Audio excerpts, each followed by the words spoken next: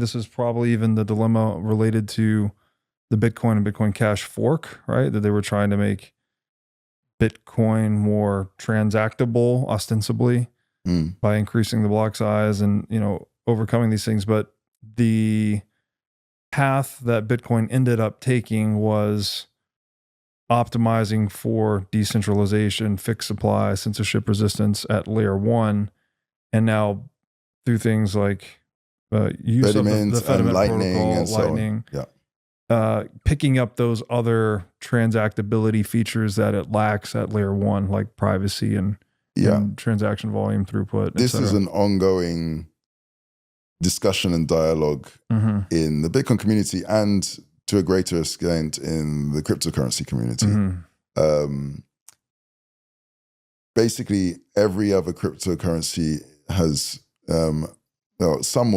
every other significant one has taken the approach of going for more transaction at the transaction volume at the base layer, which has a centralizing effect. Yes. And Bitcoin has remained the most decentralized blockchain. Yes. I'm sure there is some of the 2.7 million blockchains. There might be one that architecturally has, 1 kilobyte blocks and a block every 5 hours to be even more decentralized.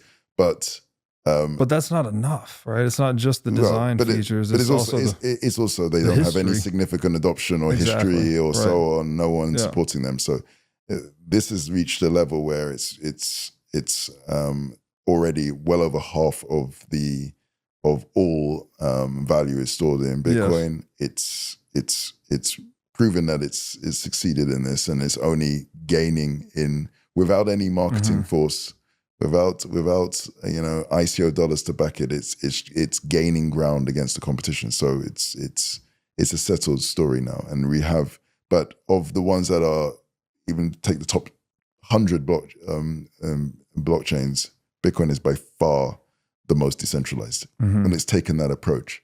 But if we want to scale it or improve some of the properties that are the trade-offs from that, i.e. transaction throughput or privacy or simplicity of use, then you have to, by making that choice, you have to scale in layers. And there are different people who have different ideas of how to deal with that. But the most prominent ideas right now are for scaling transaction throughput, you use Lightning. The one that have the most level of support within the Bitcoin community, and more recently for scaling custody and privacy, and also scaling speed of transactions even further, eCash. So we're starting to see this sort of triumvirate of Bitcoin, Lightning, and eCash. And eCash, but the limitations of eCash are that you need some level of trust. Because even though you have privacy, you have to trust the kiosk operator. We call it the mint, the person or organization or group of people who you go to, and they will hold your Bitcoin, right? And they will then and they will validate your notes, and you don't have to really trust them for that, but what you have to trust them is at the end, when you want to redeem it back to Bitcoin, they still have the Bitcoin, and they're willing to give it to you. Yeah. And so there's a trust element there, and that's the trade-off compared to Bitcoin, and also even compared to Lightning. The quid pro quo is that you get cryptographically perfect privacy, and you get this incredible transaction throughput, but you're making that trust trade-off. Analogy where you're saying it's like going into the fair, right? The fair tokens at the fair. How big can these fairs be in terms of actual people transacting? So technically, there's no limit. It's more. So there's two things. And it depends on how much you flex the trust. But you still have a challenge that if data I cannot actually send you information. What I can do is I can take information that I have, copy it, and give you a copy of the information. Whenever you send someone a file, you still have the file, and they now have the file. This is the double spend problem. So if the file on my phone is a note, a $1 note that I have validated by the mint saying, whoever comes to me, it's like I believe it's Cinderella. Yes, whoever the shoe fits, right? Then they will be the queen and receive all the rewards.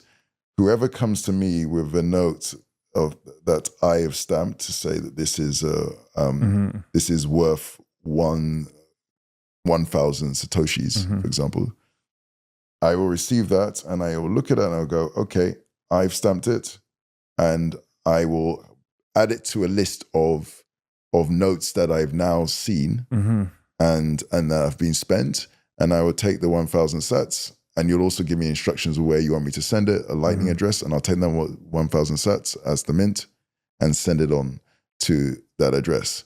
Now, what happens if I send you that note, one of my notes for 1,000 sats that's stamped? You check it and you can look at the stamp and you can say, as the recipient, this is a valid note.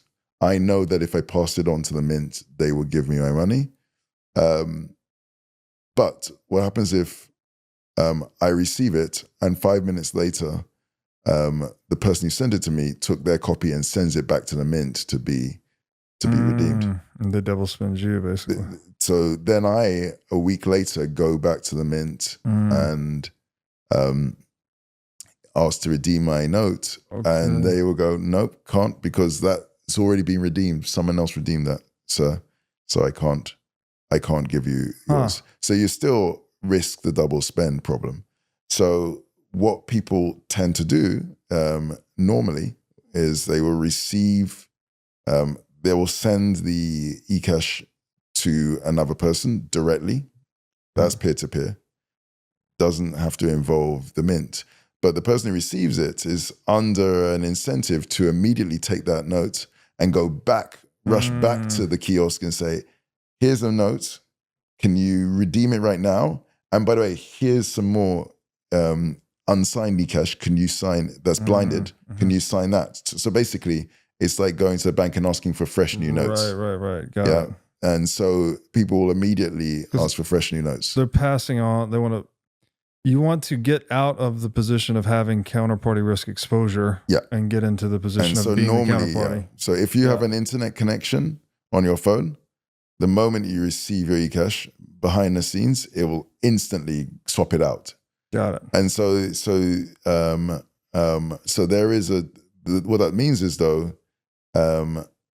your transactions that you can swap in and out are, if everybody is doing that, are limited by the number of transactions per second the mint can reissue, number of reissuances they can do. And that comes down to the power of the mint. That being the case, if you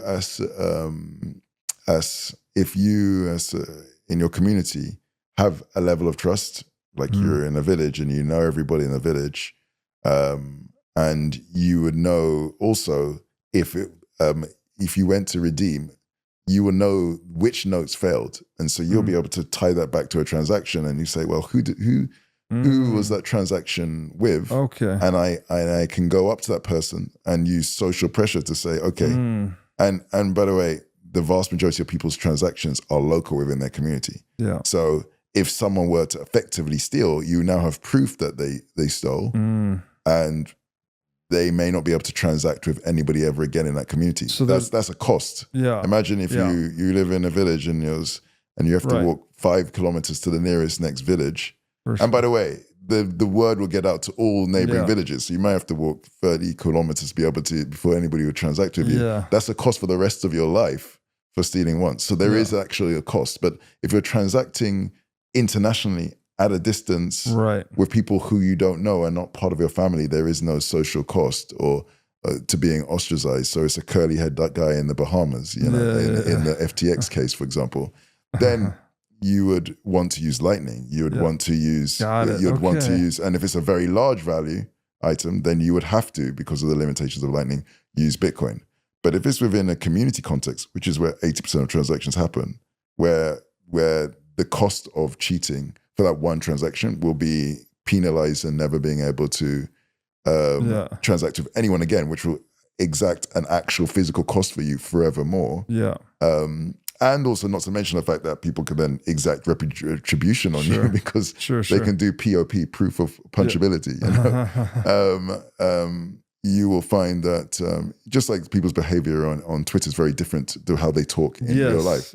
Because, if you're as obnoxious to someone in real life, there's proof of punch. Yes, proof of punch. So people that all of a sudden are much more generous with their language when there's a physical connection. And that's why we forget that these things work. The realization that this works very well in some sort of community context. It doesn't have to be a physical community, but as long as there is a sense that you're part of a community, there's a cost to being ostracized from a community. And that's the cost that you can transact, that if you were to cheat, you can be ostracized from the community. So when the probability of being ostracized or exiled or punched is higher because of proximity, then proximity or in terms of or community proximity, if you're part of a group of people who have a shared interest, and you spend you value being part of the community. Community is a superpower. It allows us to achieve more through specialization and optimization, and division of labor. So if you are now excluded from that, that's a cost to you. But if you're transacting with a stranger, then there's no cost to you to being excluded from this stranger ever contacting you again. Does this enable the use of reputational systems? Okay, absolutely. And this is where Nostr starts coming in, because Nostr is a powerful reputation engine, and we're seeing that for. But this is a whole discussion. But I think this is what's interesting. We're seeing this set of things that work well to provide different elements and that complement each other. So I'm trying to come up with this analogy of, I call it blend, BLEND. So, but you have Bitcoin, Lightning, eCash, Nostr, and decentralized tech, other decentralized tech for just to catch all. But you're seeing that these things work well. So Nostr provides you a mechanism of broadcasting and discovery. It's like a form of decentralized search. That's the way I see Nostr. The social networking aspect is just the first app. Social networking is a form of discovery. You want to discover voices, viewpoints, and share yours as well. But reputation is also a form of search. You want to search through other people's reviews of this thing, and you want to search for people or things that have certain attributes. Then you're just describing a reputation system. It's like a series of reviews on this subject, and then look at the reviews that this person has got, and then look at the connections that the people who reviewed have compared to you, and the web of trust that relates you to each other. All of those things are needed for a social network, but they can be applied to a list of communities. How are they connected to you? Who do you know who's using that community? How many people have transacted with this merchant? And how do the merchants and the people who transacted them relate to you? You can use the same mechanism. So it's a decentralized search mechanism, which is important for trust while minimizing, while maximizing privacy. Lightning allows you to send value from one person to another in a privacy-preserving and low-cost way. And eCash allows you to store value as a community.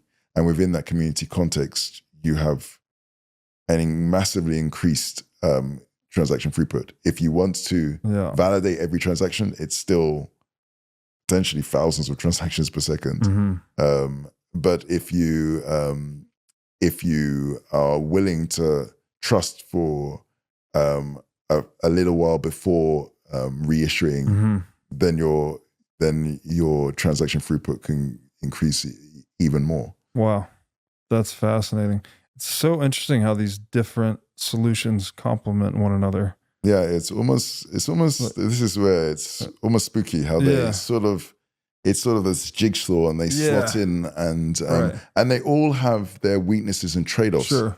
And that's actually part of the beauty. Yeah. Because often people try to make something, they try to create a solution that has zero trade-offs. Right, it's not possible. And logically, you know, it's like creating the perfect human. And you know how the sci-fi ends up when you create the perfect. Exactly, it always turns out to be this weird chimera monster, because perfection is not possible. Exactly. But we worked, and we should accept that, and then work together as a community, or use technologies that complement each other, have different trade-offs, to lead to a result that's better than that's greater than the sum of the parts. Exactly. And yes, so to your point, it's contingent on the specific aim or use case or goal that the individual using it.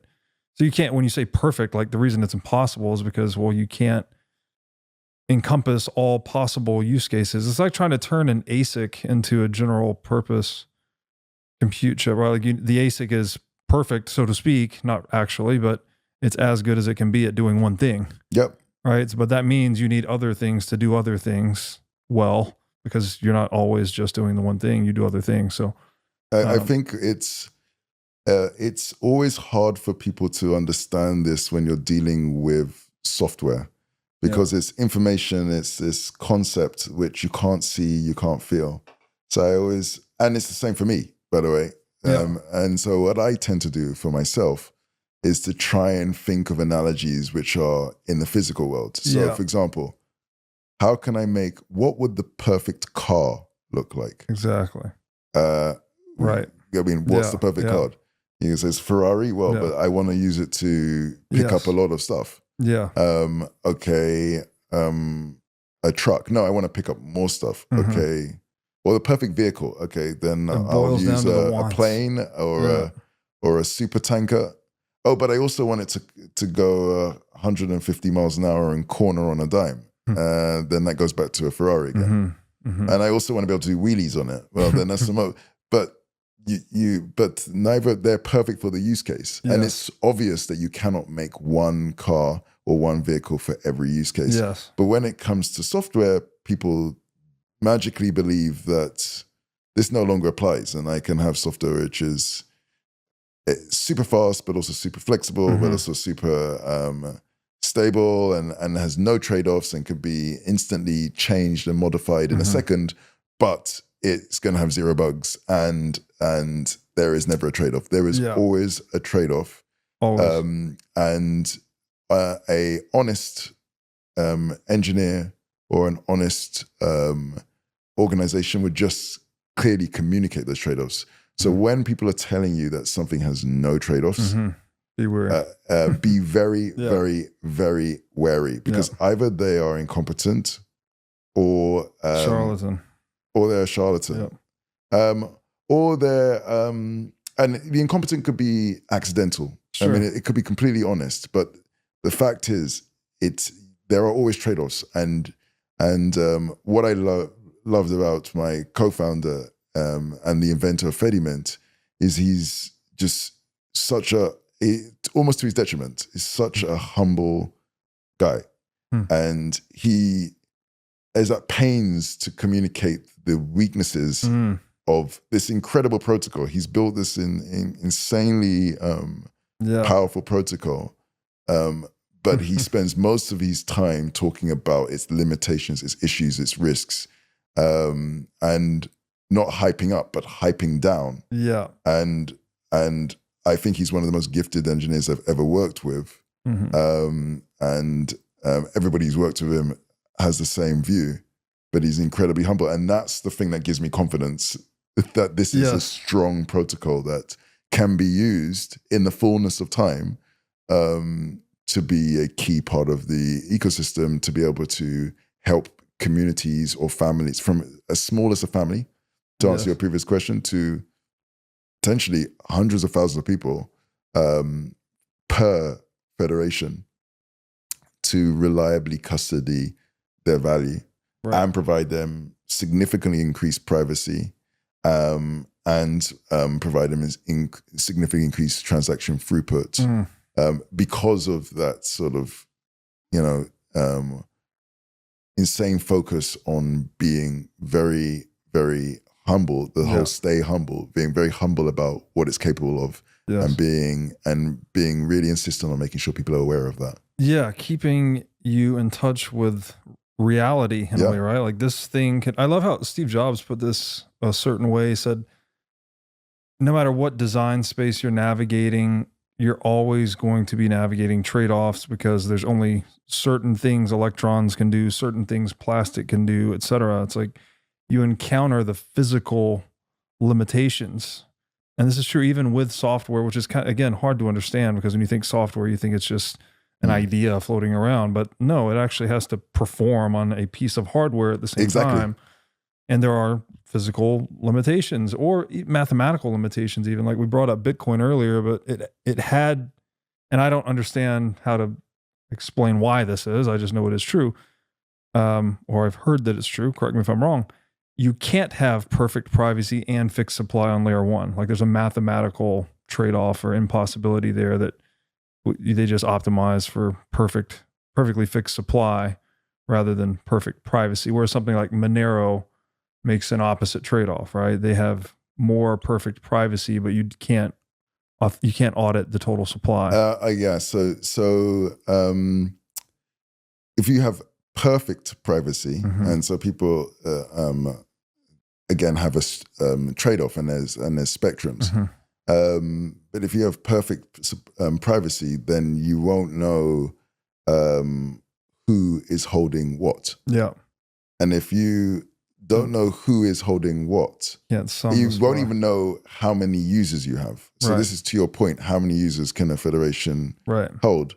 Well, there's no way to even know how many users you can have. Even for the validator?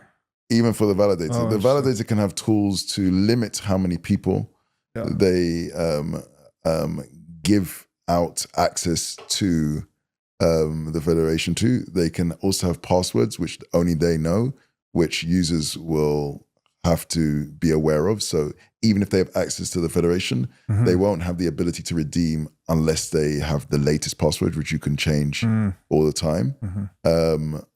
But beyond that, if they haven't put in place those different elements, which is a common pattern, they have no way of knowing if they have one user, and they might see 1,000 transactions happening a second, and that could all be coming from one user, or it could be coming from 1,000 users. And but those 1,000 users doesn't mean that there's only 1,000 people who are a member of that or in that fairground. There could be 1 million people in the fairground, but only 1,000 of them have transacted at that point in time, at that second. So if you're doing 1,000 transactions a second, over 1,000 seconds, is that from 1 million people over 1,000 seconds? Or is that 1,000 people all transacting once a second?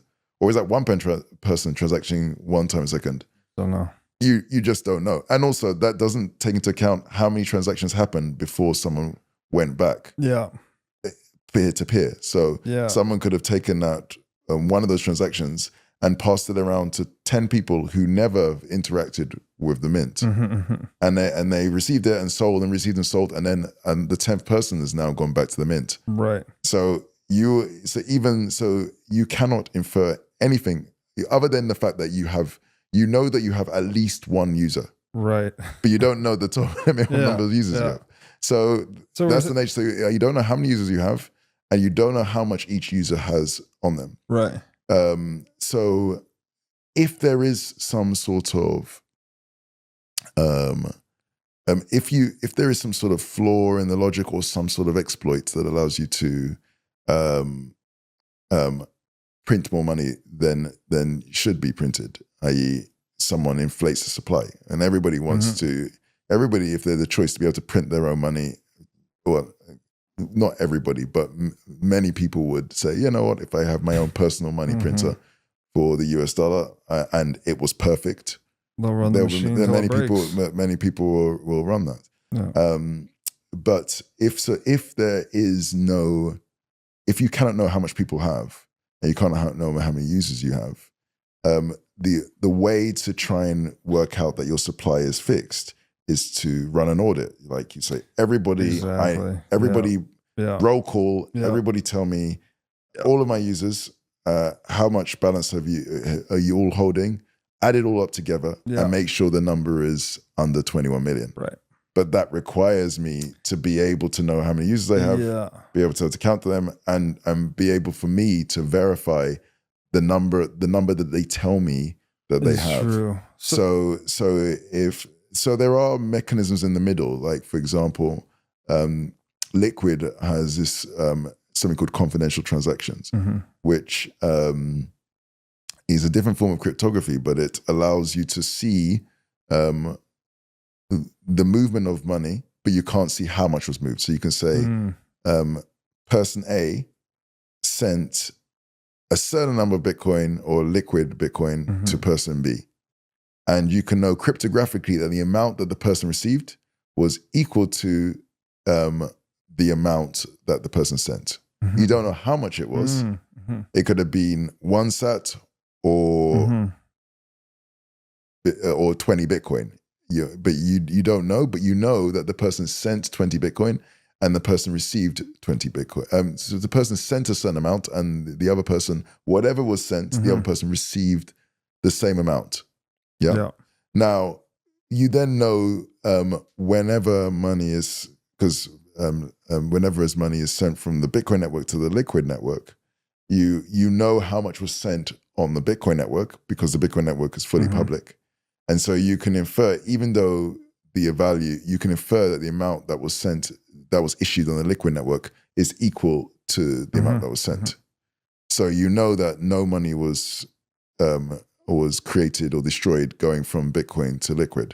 And then confidential transactions allows you to know, even though I don't know how much was sent internally, I know that it was no money was printed as well. So I still have enough information, but it's still not perfectly private because I now know the number of users I have. I now know who's transacting with whom. I just don't know the amounts. So that's way improvement in privacy, but it's not to the same level as with eCash, where I have no idea how many users I have. I have no idea how much transactions are happening. I don't even see, potentially, I might be only seeing as the mint a tiny fraction of the actual number of transactions happening. I have no way of measuring any metric that provides any information at all, other than the number of mints, number of people who've mint, number of mints that have happened. But I don't even know if that's one person who's minting, doing every mint, or multiple people. So it's perhaps a fundamental trade-off between auditability and privacy that we're navigating. Yes, in different ways. Yeah. And if you want, if your absolute key requirement is to have a fixed supply, you need then you have to be able to audit that supply. Thanks for watching. If you enjoyed this episode, click here to find more just like it, and here to find our most recent episode. Also, make sure to like this video to help shine light on the corruption of money, and be sure to subscribe to this channel to stay connected.